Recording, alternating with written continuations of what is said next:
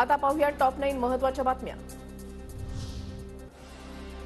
कल्याण डोंबिवलीमध्ये उद्या शासन आपल्या दारी कार्यक्रमाचं आयोजन। मुख्यमंत्र्यांसह दोन्ही उपमुख्यमंत्री हजेरी लावणार। विविध विकास कामांचं भूमिपूजन आणि लोकार्पण पार पडणार।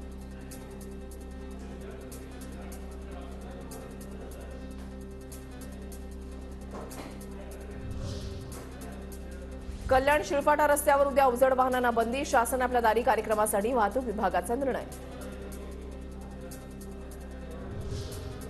रत्नागिरीमध्ये प्रसिद्ध अंगणेवाडी जत्रेला सुरुवात। महाराष्ट्राच्या कानाकोपऱ्यातून लाखो भाविक भराडी देवीच्या दर्शनाला। मुख्यमंत्री शिंदेही यात्रेला उपस्थित राहणार।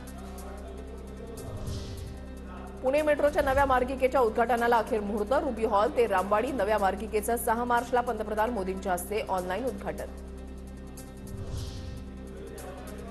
नाशिकमधील शेतकरी मुख्यमंत्र्यांच्या आश्वासनानंतर आंदोलन मागे घेण्यास तयार। 31 मे पर्यंत मागण्या मान्य करण्याचं शिंदेंचं आंदोलकांना आश्वासन। नाशिकमधील सिटी लिंक बस सेवा पूर्ववत। कर्मचाऱ्यांनी पुकारलेला संप आयुक्त आणि सीईओच्या मध्यस्थीने मिटला। सिटी लिंक बसचा संप मिटल्यानं विद्यार्थ्यांना दिलासा।